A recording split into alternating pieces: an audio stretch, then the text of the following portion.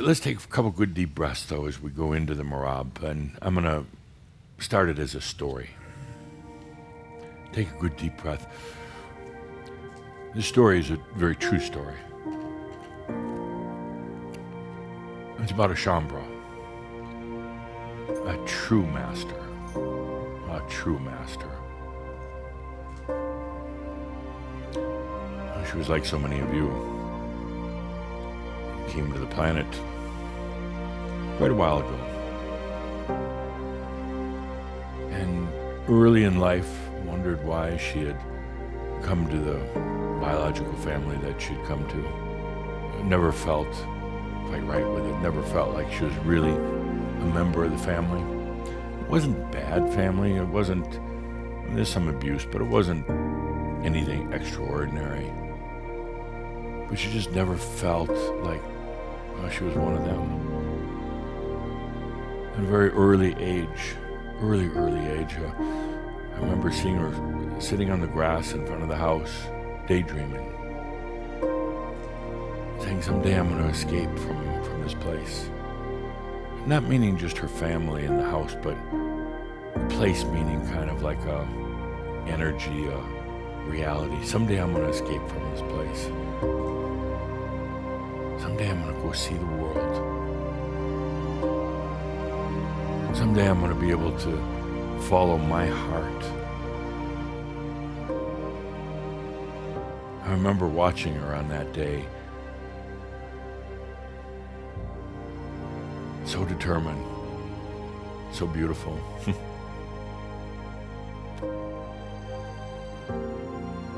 She wasn't a great student at all. Didn't care that much for school.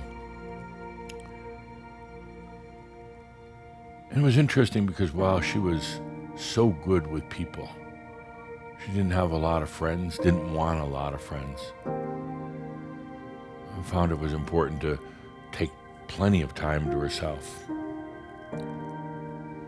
She was attractive, and the boys kind of chased after her, but you know, she had some built-in thing, this kind of, I guess you call it a safety net, not to get too involved in relationships, because she knew ultimately where she was going.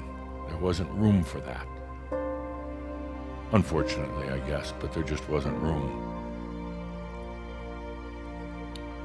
She left home at a relatively early age, shortly after high school, and went to college, studied psychology, healthcare. And never really that into the study. She just wanted to get out there and get her hands in it, do the work, not just study it. And she eventually got through all the schooling and went out into the job world and was very disappointed at her dreams and her goals, her aspirations for helping other people were being crushed by the system, by bureaucracy, by people's egos and all the things that, you know, happen once you get into the real world, as they call it, which really isn't the real world. And she got married along the way, but the relationship was okay, but just okay. And she never really put herself totally into it. She kind of felt bad about that, but she couldn't help it. She just couldn't totally immerse into it. She couldn't let her own soul go that deep into another person. She loved to travel. She could not stay in one place at one time for anything. She found herself driving around. Her car was probably the most important thing to her of anything, whatever car she happened to have, her car, because that was her freedom. She'd hop in that car and just drive, meet people along the way. She'd take jobs, well, for a period of time, never too long. She'd take jobs as a caregiver. She was an excellent teacher also. but she could never stick with it for a long period of time.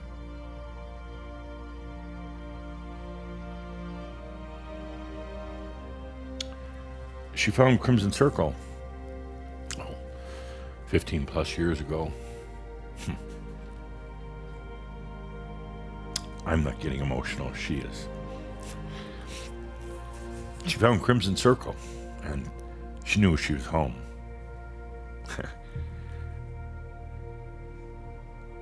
These were her people. The ones that mattered more to her in life than anybody else, any other she'd ever met. She was home. She found herself traveling to the different meetings and workshops. She became a Crimson Circle teacher and then a mentor teacher. It was difficult for her, especially when COVID hit and she had to kind of reduce her travels and reduce being here with Shaumbra.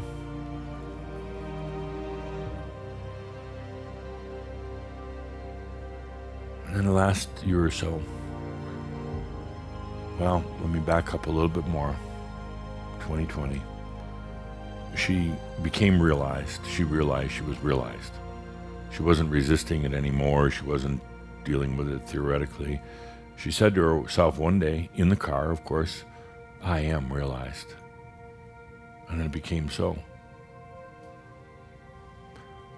And it was like so much from her was released at that point. So much of the worry and the doubt and the unsafety and the what ifs, and suddenly it's I am realized. And you know, the big lightning bolt didn't come down from heaven and angels didn't dance around her car. She spent that night actually at a campground, building a campfire, nobody else around, just gazing into the fire, and realizing what it really means to be realized. It's so subtle and so beautiful. And about a year ago, she said, you know, I'm leaving. I'm going. But I'm going to do it my way. And it's difficult because she struggled. She said, you know, maybe I should stay on the planet. Maybe Adamus, you know, wants me here to shine my light and all the rest of that. But in the end, she said, no. I am choosing what I want. I'm choosing even how I die. She spent the better part of the last year driving around, visiting friends, visiting places that she loved dearly, closing things up, wrapping things up. No drama, none whatsoever. No anger. No, she'd long let go of all that. No sadness. And then one day she went out to the campground by herself. One day recently went to the campground by herself. Sat and just looked at the water, petted her car, talked to her car, thought about her lifetime and about her realization. And then just started walking towards the water, towards the lake, or the ocean rather. Started walking towards it. First she could feel the cold upon her feet from the water, that stimulation that you get when it first hits your feet, the awareness, ooh, that's water and it's chilly. And she got into about her knees and realized, yeah, it was really pretty cold. Maybe I should have picked a better way to go, but no, this is how I planned it. And by the time she got up to her waist, she was already gone. She crossed over her physical body, I guess continued walking into the water. She hadn't really thought about taking the body with her one way or the other, but it just kept on going out into the water, but she left. She spent a number of weeks just hanging around the planet in non-physical form, of course, visiting some of you. And just feeling from the other side what this is all about. No remorse, of course, no remorse. And then, not so long ago, I guess about a week or so ago in your Earth time, she said, okay, time to walk on. And when she did, she found herself immediately at the Ascended Masters Club. And we're talking about the one that many of you know, Patti Severance. Patti Severance. Patti's with us today. She's crying. She is so filled with tears. Tears of love and joy for you, for her family, for the ones she knew personally, and even the ones she didn't know, had never met, but just the energy of her family. She is an Ascended Master. Of course, right away there was quite a celebration with Sart and Kadarka and some of the others who have crossed over, and the joy of seeing them. Now it brings up a big question. Big question. She left. It wasn't painful. It wasn't difficult. She left, and she'll agree with me when I say it's the easiest thing you ever do. And I call her a true master because she knew it was over for her.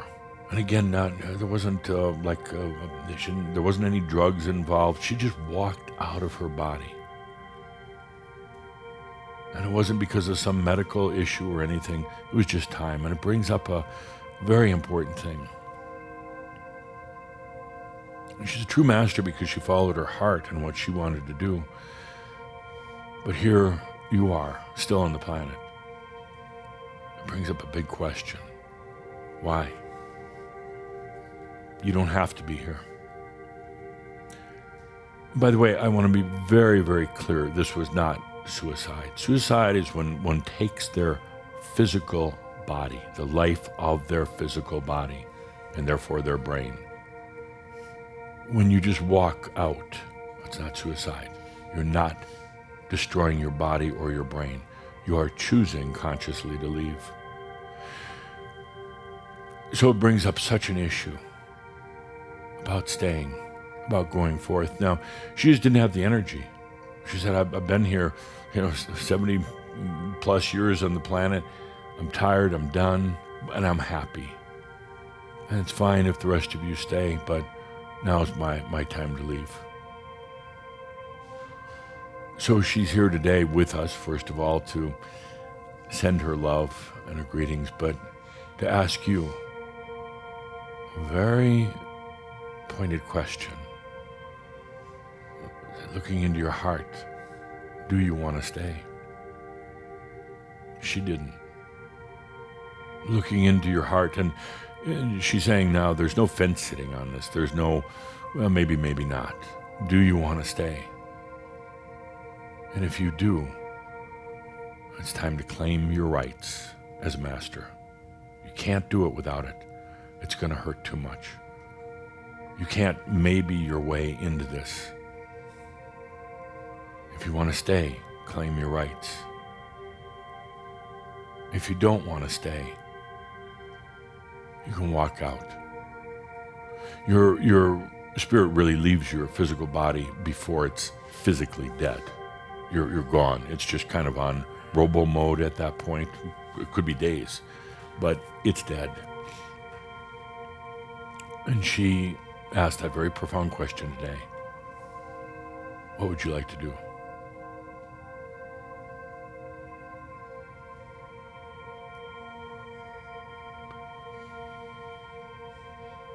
She has no remorse or guilt or any of that. You can't when you're an Ascended Master about not sticking it out on the planet. None whatsoever. But she wants to make it very, very clear, you to make it clear within yourself. Do you choose to stay? And therefore, do you choose to have your energy serve you? Or do you want to leave? There's no in between. Her words, not mine. Let's take a good deep breath. Dear Patti, many of you knew her personally. She was here many times came to the gatherings many times. She's now an Ascended Master. How about that? How about that? Yeah, it deserves an applause. And she's saying right now, in answering Calder's earlier question, yes, there really is an Ascended Masters Club. There really is, and it's fascinating, fabulous. So let's take a good deep breath right now into this whole question. If you, staying, not staying, we talked about it before, but if you choose to stay, it's time to claim your rights. You're going to need them. And hell, they're your rights anyway. So accept them. If you choose to leave, don't, her words now coming through, if you choose to leave, don't dilly-dally around with it. Don't play it like a game for 5 years. Am I going to leave or not going to leave? Because you're going to get involved in your own soap opera. What you want to do is just make a decision and then just do it. Her words. Let's take a good deep breath here.